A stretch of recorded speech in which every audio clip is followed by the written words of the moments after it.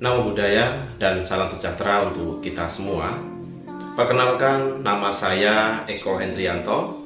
Saat ini saya tercatat sebagai mahasiswa PPG dalam jabatan periode 1 tahun 2023. Jurusan Pendidikan Agama Buddha di Sekolah Tinggi Agama Buddha Negeri Sriwijaya, Tangerang.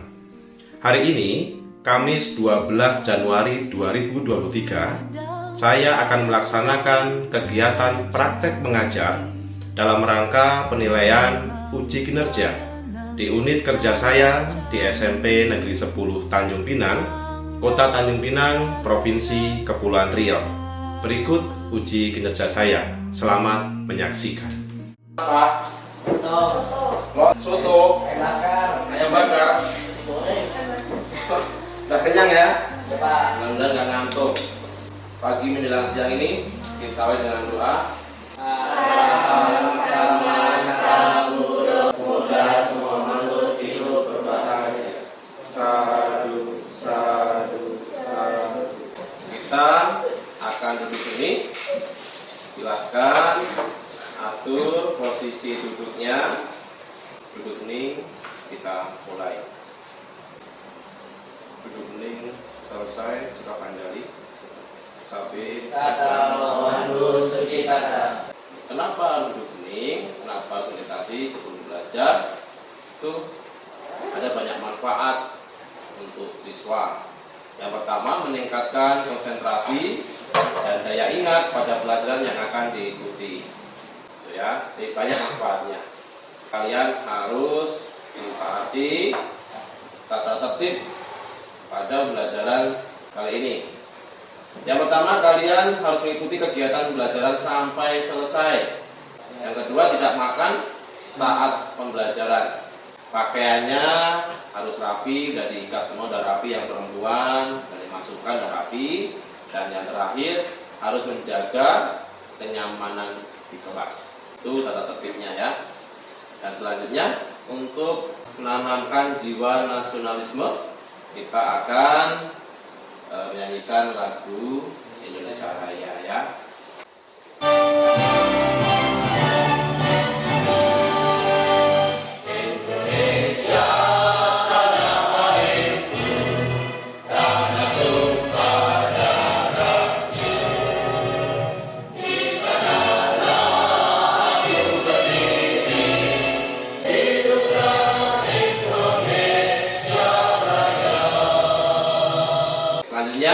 Akan cek kehadiran kalian. Ada yang nggak masuk?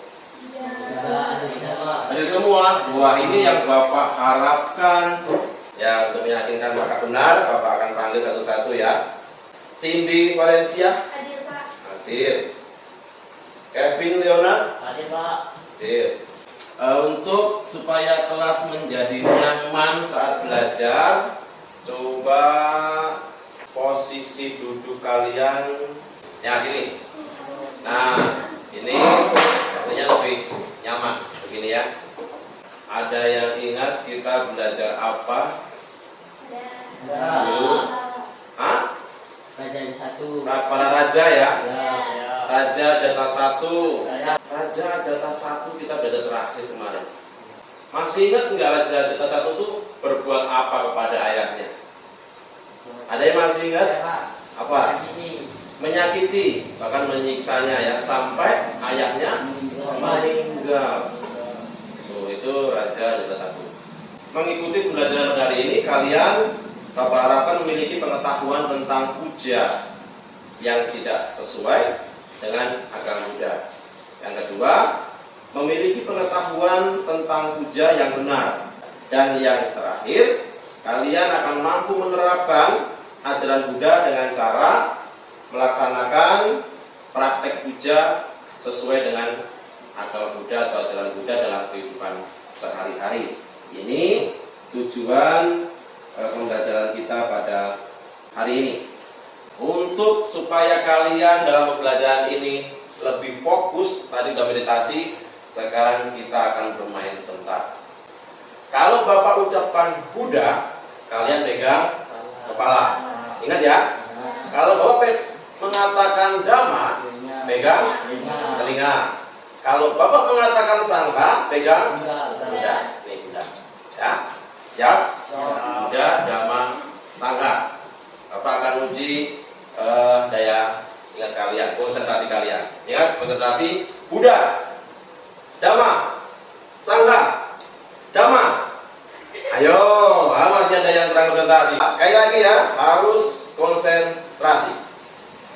Buddha, Dhamma, Sangha. Oke, sip. Kalian sudah konsentrasi.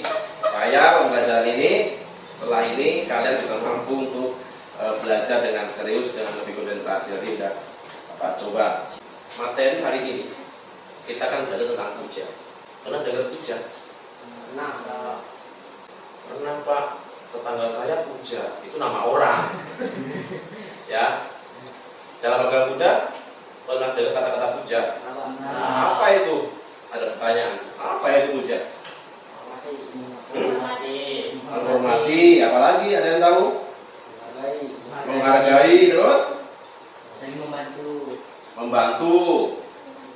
Itu puja. Menghargai, menghormat, membantu. Puja dalam agama Buddha itu menghormat. Tadi ada yang benar menghormat. Kepada siapa yang patut dihormat? Yang patut dihormat siapa? Ada banyak. Kita akan bahasnya di sini. Nanti dalam pembelajaran ini kalian akan dapat nilai.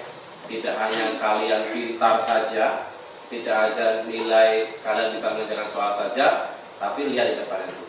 Sikap kalian akan dapat nilai nanti. Nanti ada presentasi kalian maju ke depan.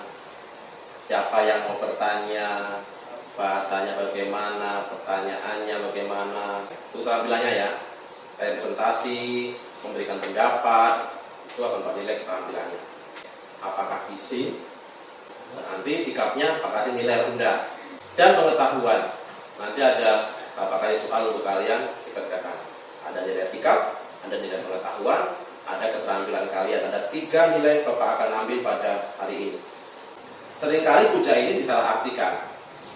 Ada banyak orang yang mengatakan puja ini meminta sesuatu pada sosok yang diyakininya mampu untuk melakukannya. Kita akan bahas ribuan tahun yang lalu. Ribuan tahun yang lalu itu Buddha sebelum muncul, sebelum lahir, mereka mengatakan puja itu memberikan persembahan tumbal. Nah, itu tumbal.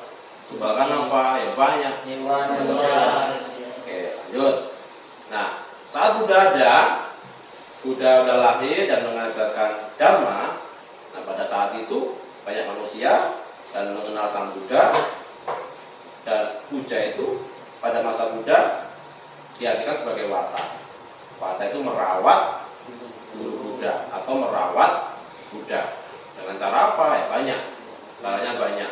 Dia bisa membersihkan tempat tidurnya, mengisi air dan lain-lain.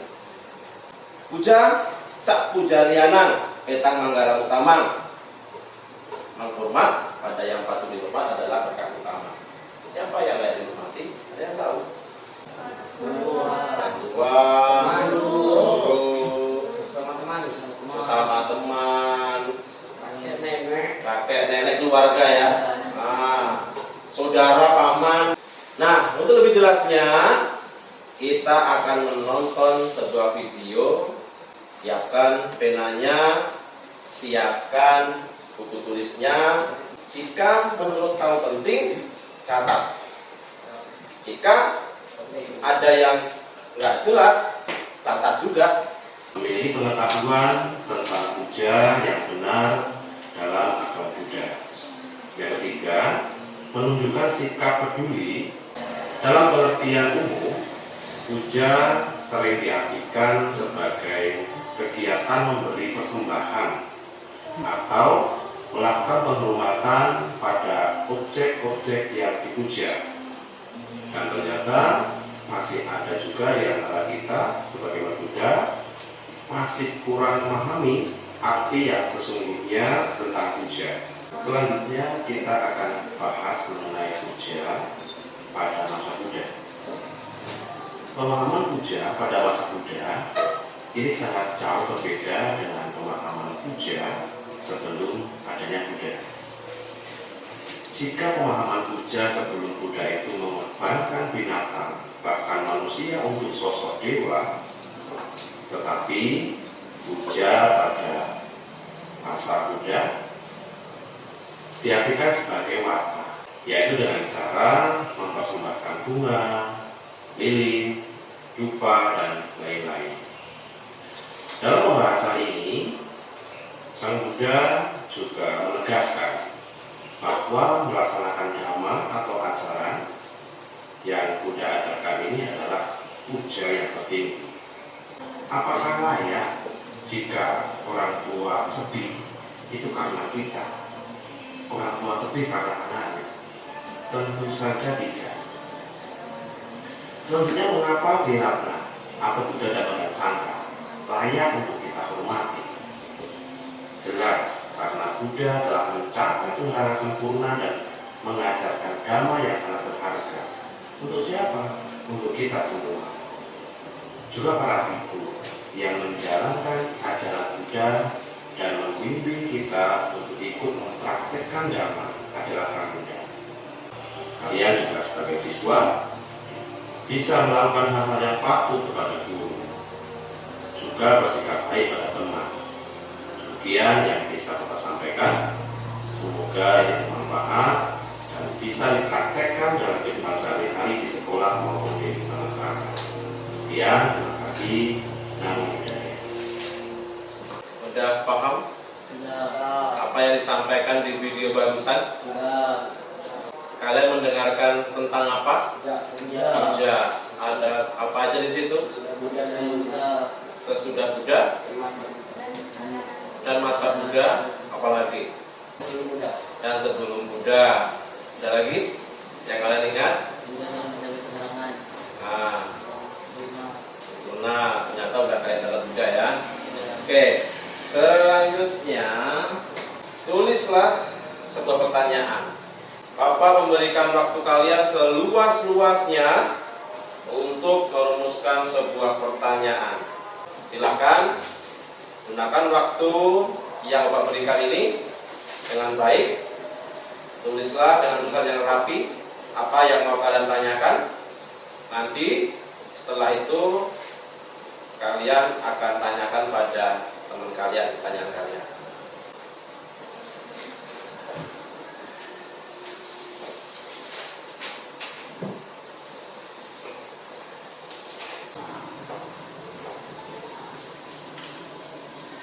Berapa? 2 aja. Oke. Waktu kalian untuk merumuskan pertanyaan sudah selesai. Sekarang waktunya untuk mengomunikasikan pertanyaan kalian kepada teman kalian. Kita bahas ya. Dari siapa dulu ya? Ada yang mau mengajukan diri dari siapa dulu? Ya, saya. Nicholas. Pak, saya mau tanya, Ya. kenapa kita harus menghormat dengan dupa atau bunga? Mengapa Kita harus menghormat dengan dupa atau bunga? menghormat dengan dupa atau bunga? Ya, ada yang temannya yang mau menanggapi mengapa harus dengan dupa dengan bunga? Menghormat apakah harus dengan dupa dengan bunga gitu kan? Ada yang tahu? Karena mengikuti ajaran Buddha.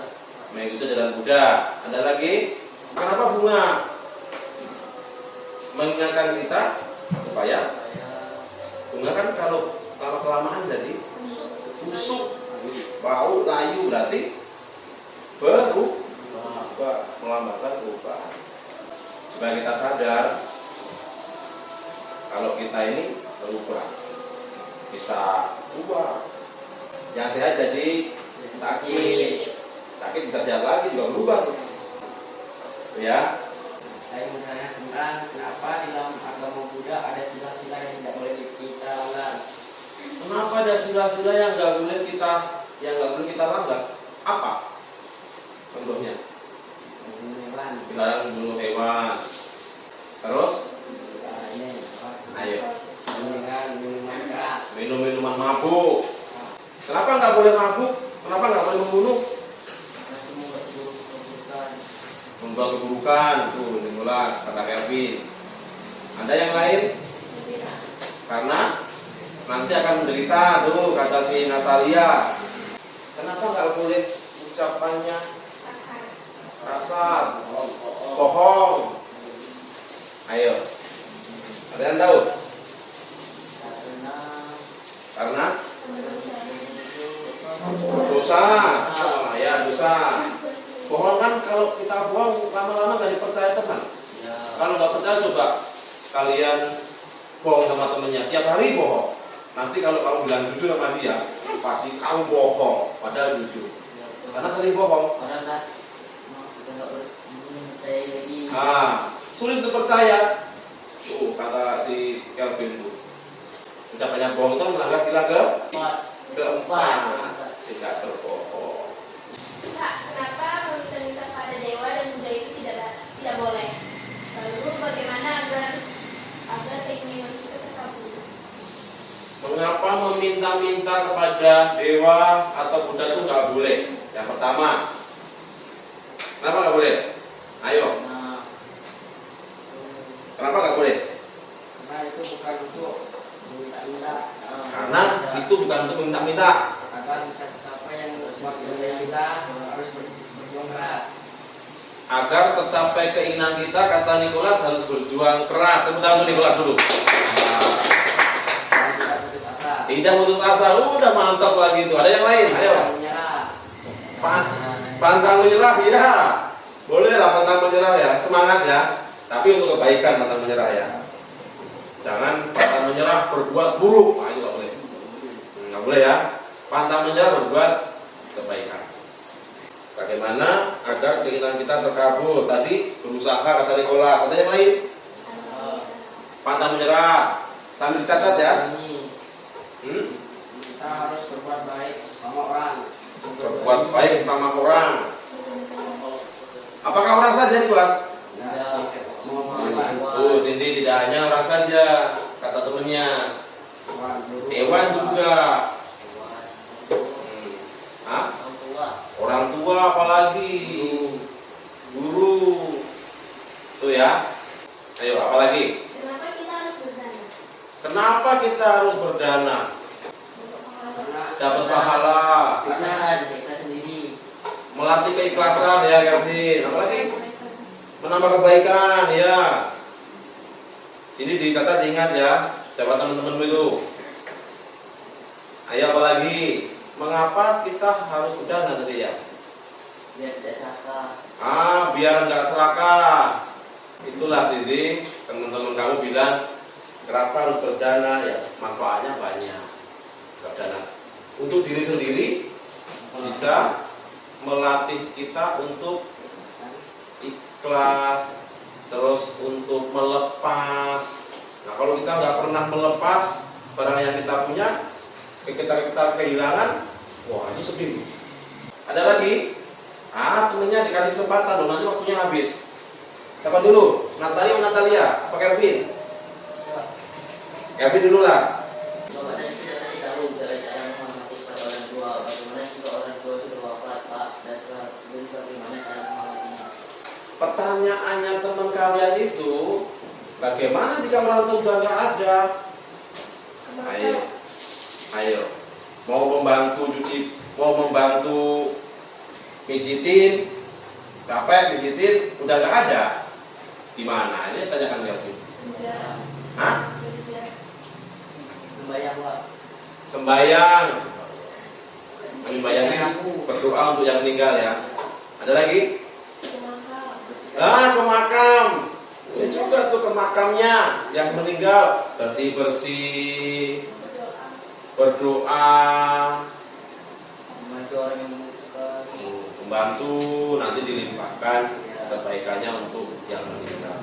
Jangan membunuh, jangan mencuri, jangan asusila, jangan bohong, jangan mabuk. Itu salah satunya. Kalau kita melaksanakan itu menghormat sang Buddha, walaupun sang Buddha sudah wafat. Oke, yuk Natali. Kenapa nggak boleh benci guru? Pak, kenapa nggak boleh benci guru? Kan Bapak belum bilang, boleh nggak ya? Boleh nggak benci guru? Boleh. Boleh. Ada yang boleh, ada yang enggak. Ayo voting dulu, Cindy boleh nggak benci guru? Boleh. Enggak boleh. Kelvin? Enggak. Leonard? Enggak. Kenapa? Enggak boleh Benci benci guru. Kenapa enggak boleh benci guru ini? Karena dulu orang tua kita di sekolah. Karena guru orang tua kita di sekolah. Nah pertanyaannya kenapa kita boleh benci guru? Tadi ayo siapa?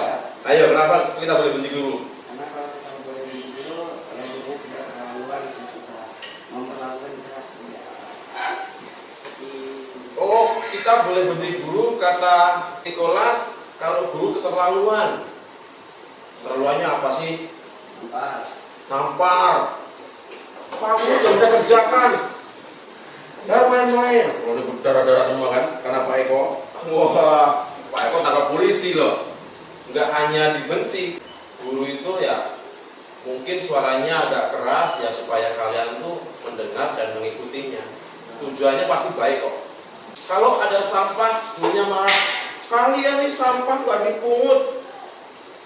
Tahu nggak manfaatnya apa kalian pungut sampah? Disiplin.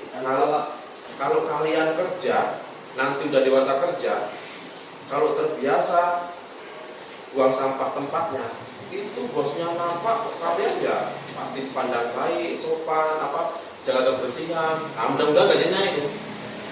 Kalau di kantor sampah bosnya kalian diam, panggil sama bosnya.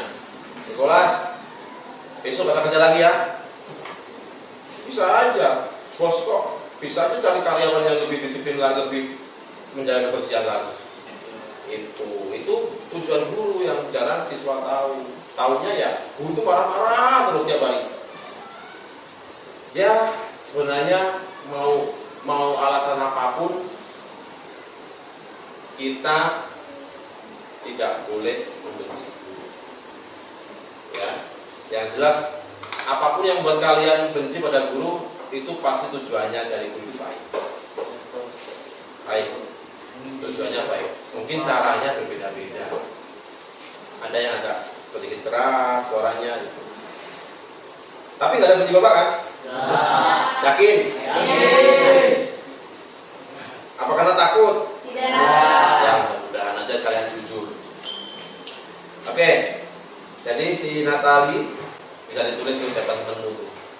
Memang ada temenmu yang setuju boleh membenci guru, tapi dengan kesepakatan teman-temanmu itu sebenarnya nggak ada alasan untuk membenci karena jasanya besar.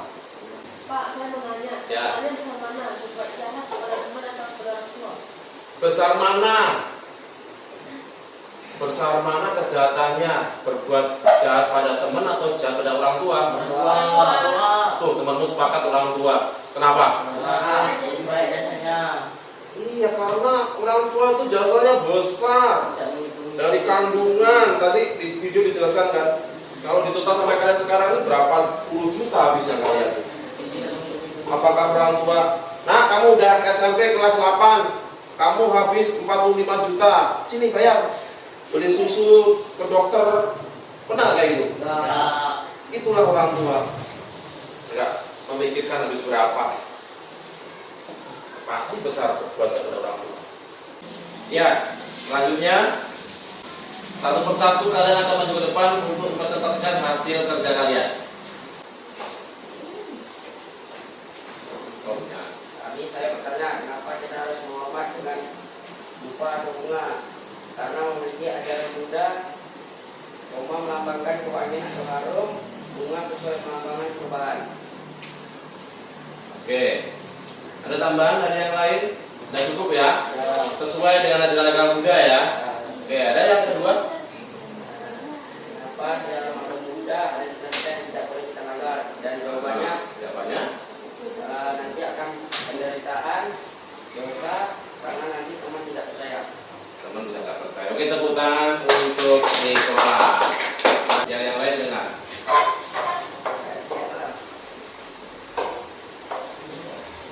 Oke, Nicholas. Tadi saya bertanya, kenapa kita harus bertanya? Karena itu ajaran biar dapat pahala karena demi kebaikan sendiri. Demi kebaikan sendiri, biar dapat pahala, biar melatih, biar gak serakah. Oke, yang lain? Satu kebaikan. Nah, tambahkan lagi melatih kebaikan ya. Oke, tepuk tangan untuk Cindy. Nah, silakan ke tempat. Si Natalia dulu. Natalia, yuk.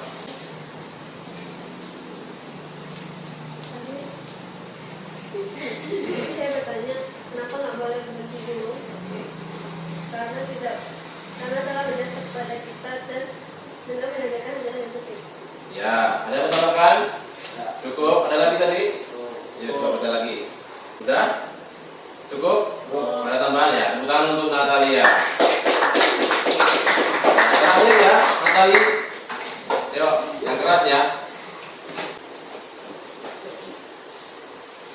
Tadi saya bertanya, dosanya bagaimana berbuat jahat kepada teman atau kepada orang tua karena berjasa besar di kehidupan.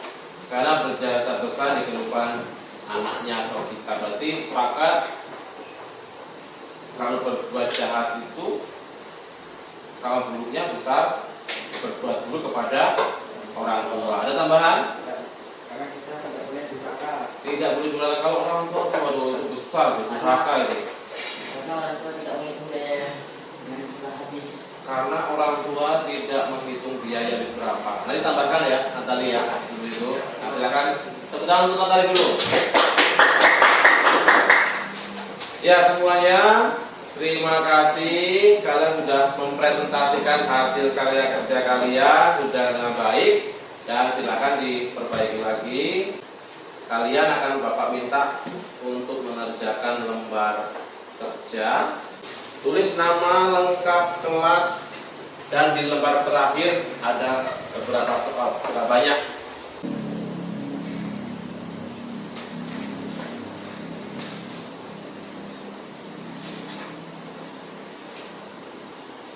Tulisannya yang jelas ya.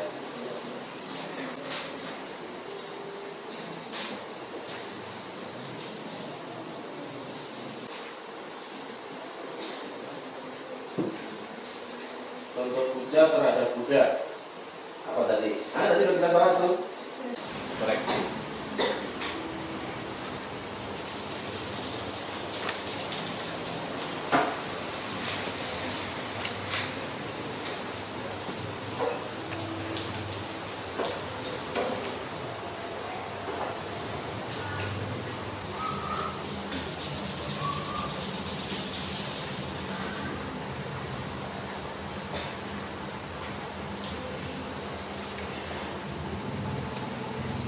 Setelah Bapak cek semua, ternyata tidak ada yang di bawah KKM, nilainya di atas KKM semua. Ya, tingkatkan lagi, tetap pertahankan. Selanjutnya, Bapak akan minta kejujuran kalian untuk mengisi lembar refleksi diri. Kalian hanya menjawab iya dan tidak, tapi dengan jujur. Ya, dengan jujur.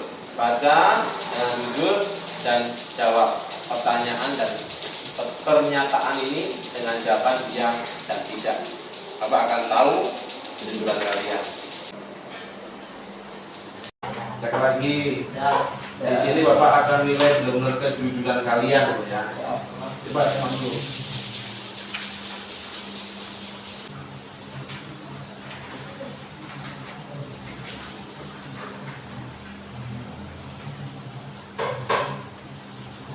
Sudah siap? Sudah siap, Bapak akan ambil satu-satu ya. Lembar refleksi diri kalian. Apakah hasilnya membuat Bapak bahagia? Ya. Wah, ya bahagia. Bapak sudah cek evaluasi kalian. Wah, semuanya bagus. Ini kalau bertahan sampai ujian akhir, pasti nilai kalian di rapor memuaskan. Anak-anak semuanya, kalian sudah melewati proses ini dengan baik. Pembelajaran pada hari ini sudah, refleksi diri sudah kalian kerjakan dan Bapak sudah koreksi juga evaluasinya. Nah, sekarang dari pembelajaran kita pada hari ini tentang Tanggal Muda dapat Bapak simpulkan bahwa puja itu bukanlah meminta sesuatu kepada Buddha atau dewa, tetapi puja itu adalah memberi hormat kepada mereka yang patut menerima penghormatan. Udah jelas tadi di video udah dengar, di PowerPoint tadi juga udah jelas siapa yang patut dihormati. Orang tua, guru, Buddha, Triratna, Buddha Dharma Sangha, terus teman, saudara, banyak ya. Pokoknya yang patut, orang yang moralnya baik juga patut kita untuk hormati. Kalau di sekolah sebagai siswa yang baik, melakukan puja kepada guru, tidak membuat guru sedih, belajar rajin, tidak melawan. Kalau kalian sebagai anak di rumah pada orang tua, sudah dijelaskan juga tadi apa? Tidak membuat mama papa sedih, membantu sebisanya, meringankan bebannya, tidak membantah. Banyak yang harus dilakukan sebagai orang tua, sebagai anak, sebagai siswa, sebagai anak, kalian udah tahu, ya. Nah, juga bersikap baik pada teman, ya. Jangan berbuat yang nggak baik, nanti nggak punya teman. Dan demikian yang bisa Bapak sampaikan. Semoga ini bermanfaat dan bisa dipraktekkan dalam kehidupan kalian sehari-hari. Di mana? Di sekolah, di rumah, di lingkungan masyarakat, dimanapun kalian berada, bisa mempraktekkan puja ini dengan benar, bukan puja yang tidak benar, karena kita sudah belajar. Itu kesimpulan tentang materi pembelajaran pada hari ini. Nah, selanjutnya selesai. Sebelum finish, Bapak juga perlu sampaikan materi minggu depan. Kita akan belajar tentang sarana puja. Sarana puja masa sekarang. Sarana itu apa aja? Ada fisik. Fisiknya apa? Panita. Pernah dengar panita? Pernah kan? Terus ada lagi wihara. Pernah dengar wihara ya? Wihara itu ada wihara yang besar. Itu bisa ada yang besar itu ada wihara, ada perpustakaannya, ada tempat aulanya. Ya, kalau yang kecil setia, hanya ada tempat untuk apa namanya? Kalau untuk berdoa aja, nggak ada buktinya dia yang kecil. Ya, jadi itu sarana-sarana puja kita akan bahas minggu depan. Ada lagi stupa, altar. Dalam altar itu apa saja? Nah, itu akan dibahas minggu depan. Ini juga menarik kita akan bahas karena kalian juga pasti sudah tahu. Di wihara kan pernah lihat kan altar? Ada apa aja di situ kita akan bahas. Itu salah satu sarana puja masa sekarang. Ya, sampai ketemu lagi minggu depan dan semoga kalian selalu sehat. Jaga makan, pola makan yang baik, jaga istirahat, tidur yang cukup supaya tetap sehat dan bisa melakukan aktivitas dengan baik. Dan selanjutnya kita akan tutup dengan doa. Silakan Kevin dipimpin.